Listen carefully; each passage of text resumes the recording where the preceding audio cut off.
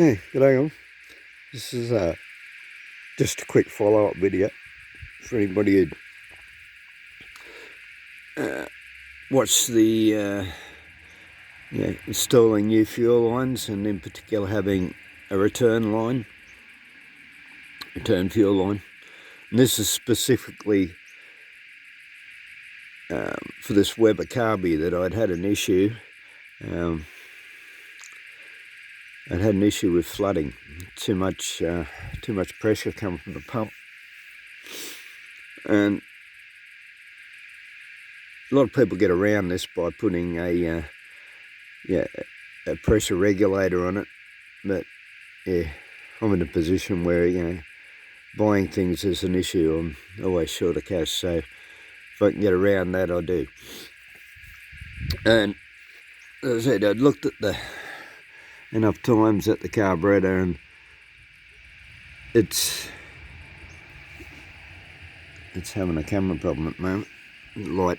Anyway, yeah, it had a facility for a return line, so that's obviously how the carburetor wants to work.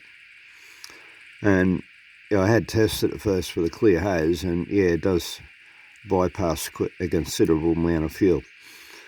And so that's what gave me the idea to just run new fuel lines. That, and also the possibility that the original fuel line was 50 years old or whatever, and the other pipes, handbrake pipes, throttle cable pipe, they got rust holes in them, so it was only a matter of time before we ended up with a rust hole in the fuel line anyway, so yeah, that was the other reason for doing that. Now, we've stopped the flooding issue. I did have the issue where, if I fired up, went for a drive to the shops, I was in the shops 5-10 minutes, I come back out and it'd be flooded. I'd have trouble starting it. I'd have to whine it over with my foot flat on the throttle, trying to get as much air in there to counteract the fuel, and then it'd start and splutter and cough and carry on. Now that problem's gone, so we no longer have it flooding after it's shut off. I used to think, like, when you go down a steep hill, you get it constantly backfiring. I was thinking that was flooding too, but we haven't. It's still doing that. So yeah, that's probably still just fuel jetting, and it's not that much of an issue anyway. So, like, your backfiring is unburnt fuel going into the exhaust and burning in the exhaust. That's what causes your backfire. As I said, I'm still playing around with jets, but whether or not you can eliminate that without decreasing your power, may not happen anyway. Like, you watch race cars, go around the track, they back off, they backfire. That's, and they're not going for fuel economy, they're going for maximum power. So, it's a situation of compromise. If you want to get rid of the backfiring issue, you're probably going to sacrifice a little bit of power. But so I'm not concerned about that. As I said, the main issue was the flooding after it started up, and wasting fuel. It was using more fuel than it should have. So yeah, as I said, I've achieved that.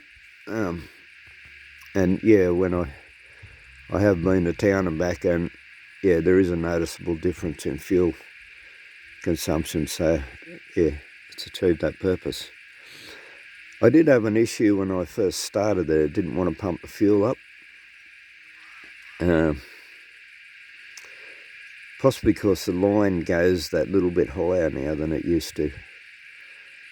Like where I'm running it, because I run it through on the other side of the transmission, I have to run it up over the transmission now. So there's sort of no real way around that.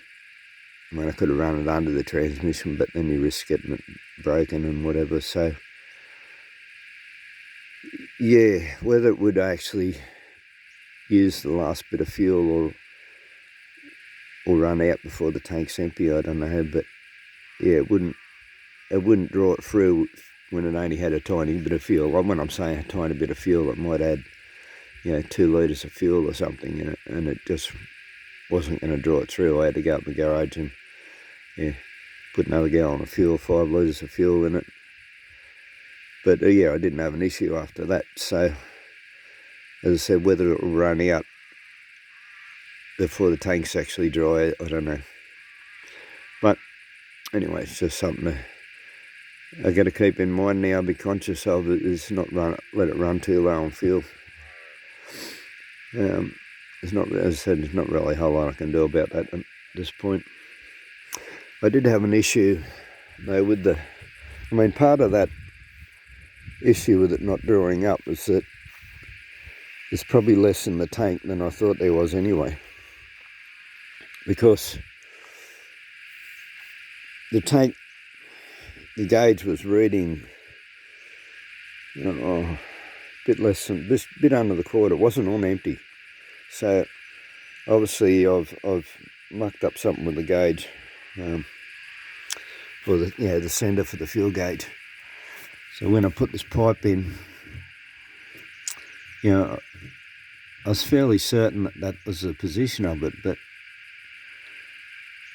I'm not so certain now. I might be like a notch out with my screws.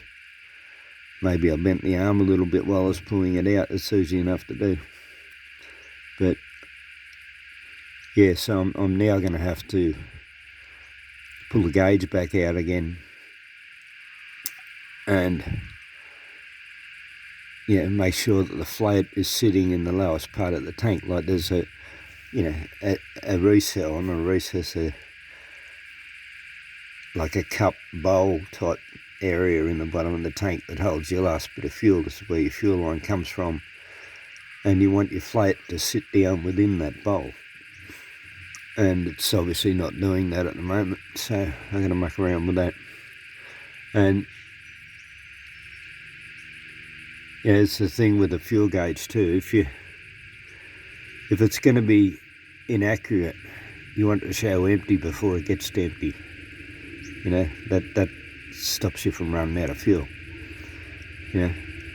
If it gets empty before the gauge shows empty, then you're going to be continuously running out. You're going to forget about it, and at some point you're going to be running out of fuel all the time.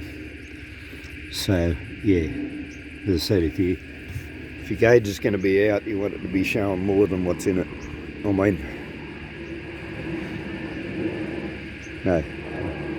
So, anyway, you want it to be reading that it's empty before it's empty.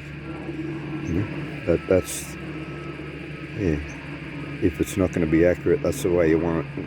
So, but anyway, overall, I've achieved what I wanted to achieve. I had to, I didn't really want to cut any more holes where I ran this fuel line through.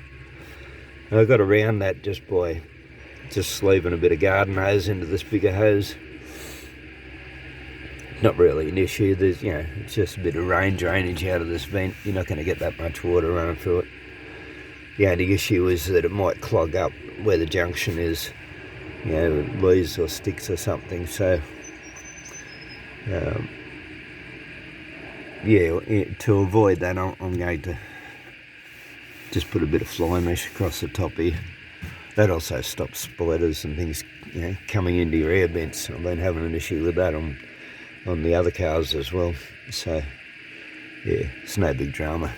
It's just a bit of, it's easy enough, just cover that bit with a bit of normal fly mesh, pop the rubber back in, hold it in place. It's no drama, it's easy enough to do. So, but that'll prevent sticks getting down here and clogging that up. So alright, we'll leave it at that. Another video coming out after this today. I'll just